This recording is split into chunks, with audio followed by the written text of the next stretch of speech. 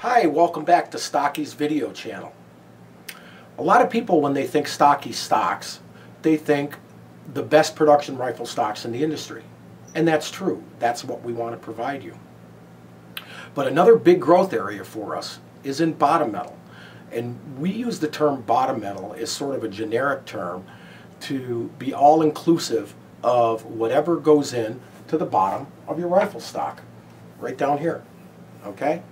Now, there's several different types of configurations that factories offer on their rifles.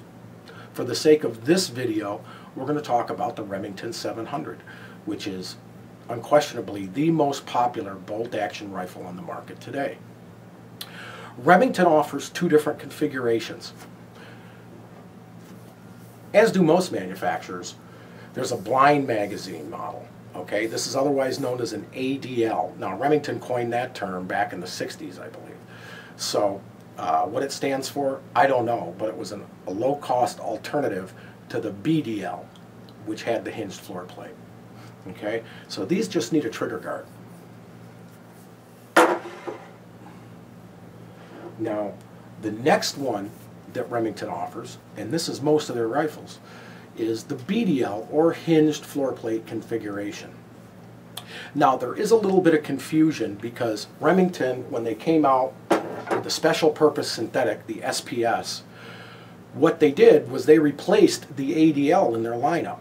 So even though the SPSs generally, not always, but generally have the BDL hinged floor plate configuration, some of them are ADLs these days, but they lowered the cost because they decided that they just wanted to, include inexpensive plastic stock.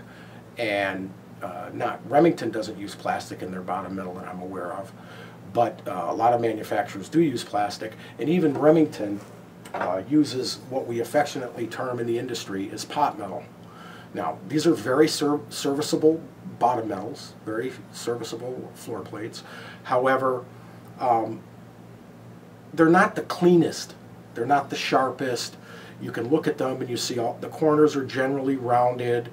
The finish that they apply is like a dipped finish. It's like a painted or an anodized finish if they're putting it on aluminum. They're very lightweight, and as I said, they're very usable. But they're not always the prettiest floor plate in the industry. And that's what you get when you cast something, okay? When you pour it into a mold and cast it, and then you might do a little machining, to get the idiosyncrasies and the spring holes and things in it. But 90% of it, when it comes out of the mold, that's the way it's going to be, okay? So what we've decided to do, and for just about the same price as the factory pot metal, if you needed to call Remington or us, we carry the factory pot metal. But if you wanted to call us or Remington and get a new floor plate, you would have a choice between that or a machined and anodized aluminum unit. Now, these are much crisper and cleaner. They have, sharper edges, not something you're going to cut your finger on, of course, but something that looks more custom. We get them from the same people that Remington buys their custom shop floor plates from. They come in a variety of finishes and colors. Obviously, this is the black anodized finish. We have some new red and blue and green anodized finishes. If you're building a showpiece with one of our high gloss laminated stocks, you might want to choose one of those. They come in a brushed aluminum. Okay, this is just a piece of machined 6061 aluminum with kind of a brushed finish on them. And I'll talk about the finishes in a minute. Or you can get them in stainless steel. Okay? The stainless steel units come to you raw and unassembled.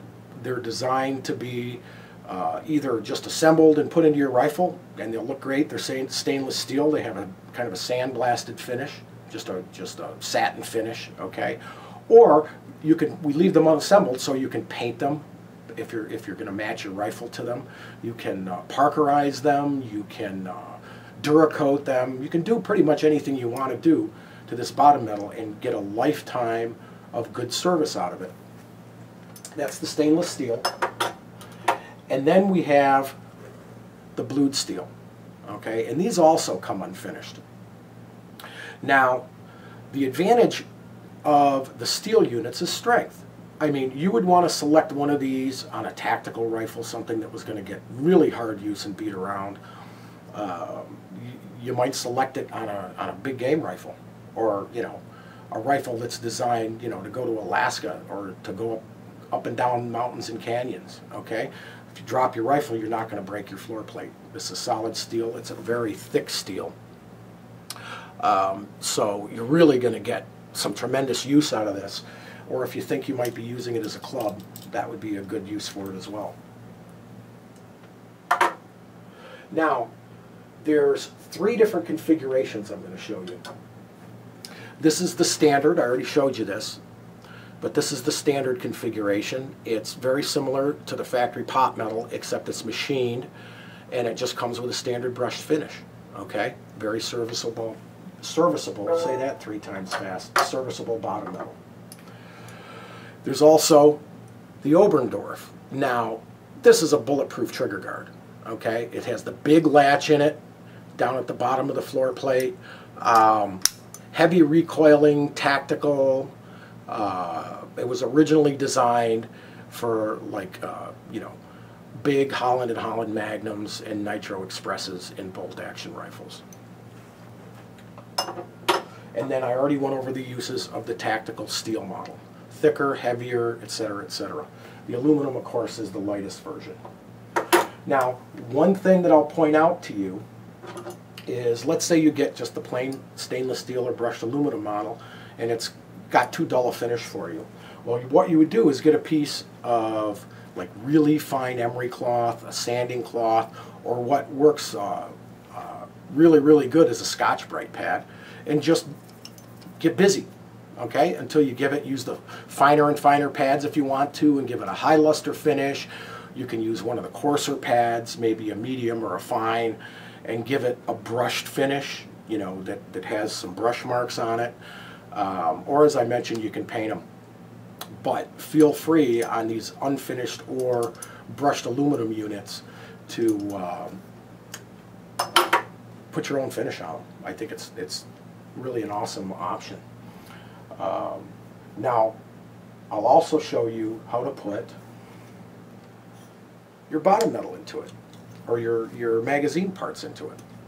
So what you're going to get when you take your factory pot metal off is you're going to get a spring and a follower like this attached to the bottom of your floor plate. Now, the way that it's attached, it just slips right in from the rear here. Okay, so you have to lift it up, if it's already in there, over this latch. Lift the back end up over that latch and just pull it out. Don't be bashful. Okay, and you do the same thing here. Do the same thing. This is called the follower. It follows the cartridge up the magazine.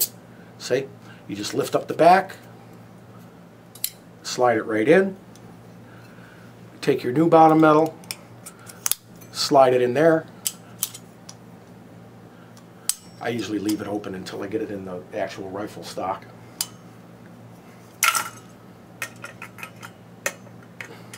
Put it in your new rifle stock. Bolt it down and close her up. And there you have it. Your barreled action would fit right onto here. Obviously, it's not a good idea to put the spring and follower in until you get the barreled action into the stock. That's it. That's a summary of our traditional bottom metal for the Remington 700. We also carry the one-piece floor plates in the Oberndorf or traditional look for the Winchester Model 70, post 64 of course. And we'll have new bottom metal coming out for the Savages and for the Howa 1500/Weatherby Vanguards in the very near future, probably within the next couple weeks. So this is Stocky, you can call me Don, signing out for Stocky's NewRifleStocks.com. Thanks.